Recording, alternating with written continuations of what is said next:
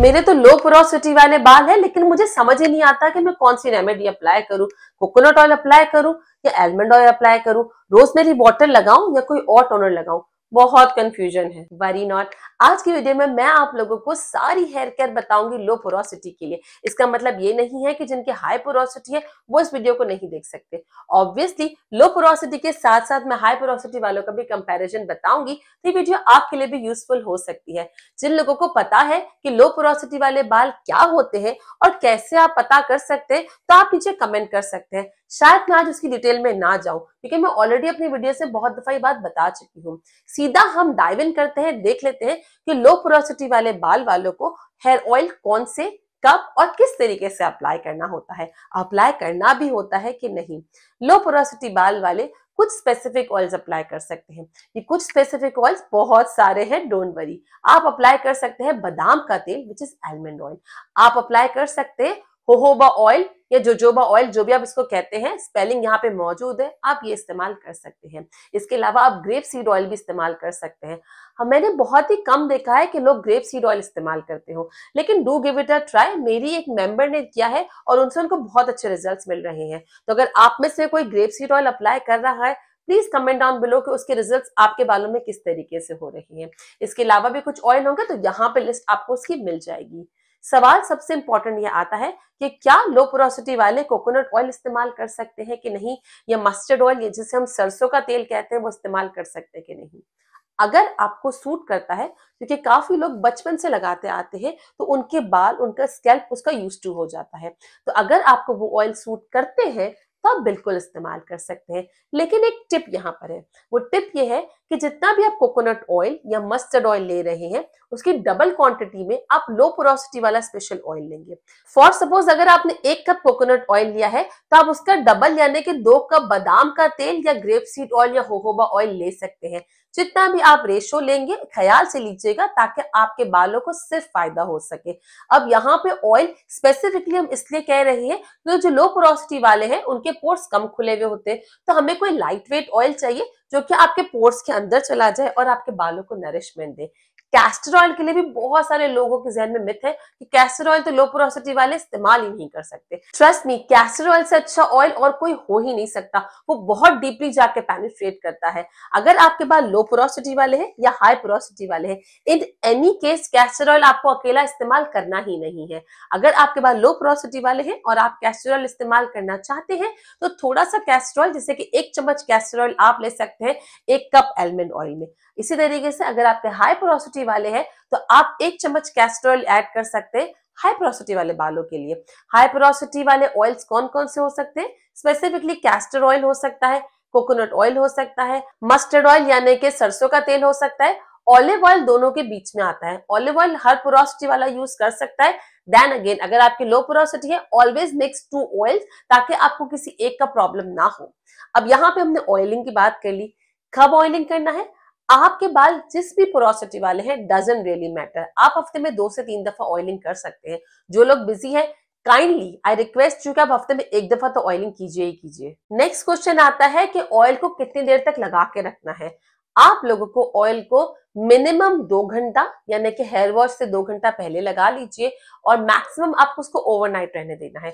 Overnight जब मैं कहती हूं तो उसका मतलब होता है कि 10 घंटा या 12 घंटा। फॉर सपोज आपने सुबह लगाया है तो आप 10 घंटे के बाद अपने बाल वॉश कर लेंगे। इसका मतलब ये नहीं है कि सुबह लगाया है तो आप ओवरनाइट रहने देंगे और फिर 24 घंटे के बाद बाल धोएंगे। नहीं, ओवरनाइट का मतलब ये होता है कि 10 से 12 घंटा, वो टाइम जो कि हम सोने के लिए स्पेसिफिकली रखते हैं, इसका मतलब होता है ओवरनाइट का। तो मिनिमम 2 घंटा, मैक्सिमम 10 से 12 घंटा आप लगा के रखेंगे और फिर अपने बालों को वॉश कर लेंगे। वो मेरी बहनें या वो लोग जो कि कहते हैं कि हम ऑयल को 3 दिन 4 दिन रखें, आई रिक्वेस्ट यू कि प्लीज आप ऐसा मत कीजिए। आप मेरे कहने पे ये चीज करके देखें, आपकी हेयर ग्रोथ खुद ही हो जाएगी। आप खुद नोट करेंगे कि अगर आप अपने बालों में ऑयल ज्यादा रहने देते हैं, आपके बालों में गंदगी ज्यादा होती है, तो आपका हेयर फॉल भी ज्यादा दिखता है आपको शावर में।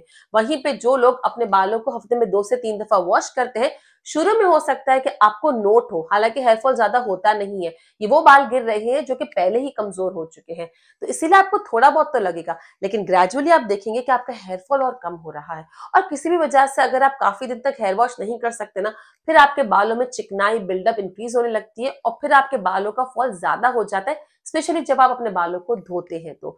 अब गर्मियां आ रही हैं, गर्मियों में वैसे आपको अपने बालों में गंदगी नहीं रखनी, एंड डजंट मैटर गर्मियां है कि सर्दियां हैं, हर मौसम में कोशिश कीजिए कि बालों को 2 से 3 दफा जरूर धोया कीजिए। जिनके लो पोरोसिटी वाले बाल हैं वो ऑयलिंग के साथ साथ अपनी थोड़ी सी हॉट ऑयल ट्रीटमेंट भी कर सकते हैं। हॉट ऑयल ट्रीटमेंट बहुत आसान है, जो भी ऑयल आप लगा रही हैं, 2 ऑयल मिक्स किए, आपने होममेड ऑयल बनाया, जो भी ऑयल आपने बनाया उतना ही लीजिए जितना आपको लगाना है, हल्का सा गुनगुना सा गर्म कीजिए, अपने बालों में लगाइए, मसाज कीजिए 5 से 10 मिनट। मसाज के लिए आप हैंड टेक्निक भी यूज कर सकते हैं या आप मसाजर की टेक्निक भी यूज कर सकते हैं। इस पे अलग से एक स्पेशल वीडियो बन चुकी है, आप यहाँ पे थंबनेल देख लीजिएगा या नीचे डिस्क्रिप्शन में इसका लिंक भी आपको मिल जाएगा। अब आपने मसाज के बाद बालों को ऐसे ही रहने दिया, आपको मजीद कुछ कवर करने की जरूरत नहीं है। अगर आप चाहते हैं अपने बालों को गर्म चीज से कवर करना, आप उस केस में कर सकते हैं जिस दिन आपने अपने ऑयल को गर्म नहीं किया था। अब आप ऑयल को गर्म कर रहे हैं तो हॉट ऑयल ट्रीटमेंट हो गई, फिर आपको अपने बालों को कवर करने की जरूरत नहीं है। तो दोनों में से कोई भी एक काम आपको करना है। मैं प्रेफर करूंगी कि आप ऑयल को डायरेक्ट हल्का सा गर्म करके लगा लीजिए, क्योंकि अगर आप किसी भी चीज से कवर करते हैं ना तो बालों में वजन बढ़ता है और इससे बाल हैवी होकर और टूट जाते हैं। तो इसीलिए अपनी चीजों का अच्छे से लॉजिकली इंतखाब जरूर किया कीजिए। ऑयलिंग की बात यहाँ पे हो गई। अब बारी आती है कि हेयर वॉश की। हेयर वॉश आपको मैंने थोड़ा सा सरसरी तौर पे बता दिया है कि हफ्ते में आपको 2 से 3 दफा करना है, लेकिन कौन सा शैम्पू इस्तेमाल करें, सीधा सा आंसर है वही शैम्पू इस्तेमाल कीजिए जो मैंने आपको मेंबरशिप में होममेड बताया है। वो नहीं कर सकते या वो आप मेंबरशिप फिलहाल नहीं ले सकते, दैट्स टोटली फाइन। आप वो वाला कर सकते हैं जो कि आप मार्केट बेस्ड चूज करते हैं।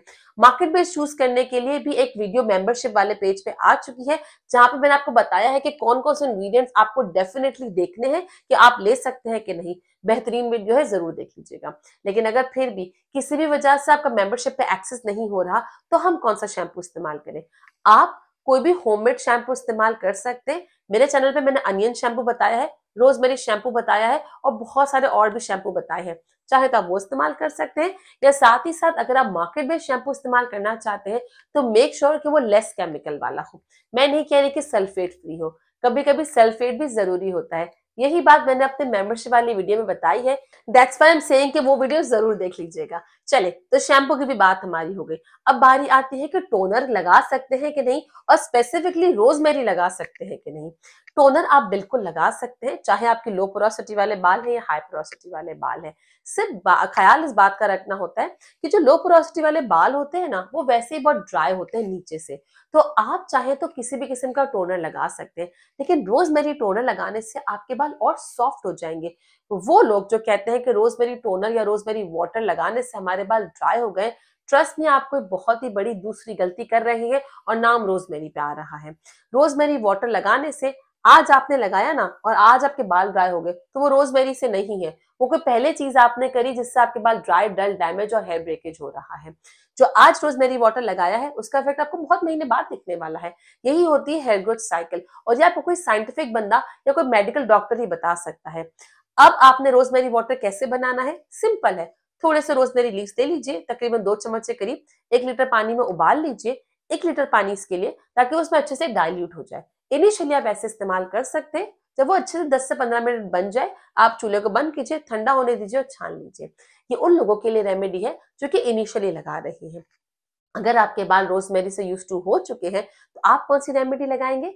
जाके यूट्यूब पे सर्च कर लीजिए डॉक्टर मतिया भायानी रोजमेरी वाटर, और आपको एक नहीं बेशुमार वीडियोस मिल जाएंगी, और उन सारी वीडियोस में मैंने बताया है कि आपके लिए कौन सा सही है।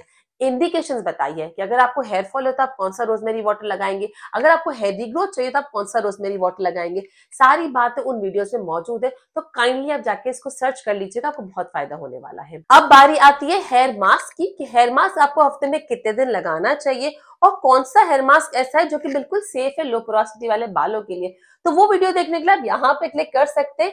इस वीडियो में मैंने आपको कौन सा मास्क कब और कितनी दफा लगाना है सब डिटेल में बताया है। 1-to-1 मेंबरशिप लेने के लिए और वो शैम्पू की रेमेडीज देखने के लिए आप यहाँ पे क्लिक करके मेंबरशिप भी ज्वाइन कर सकते हैं।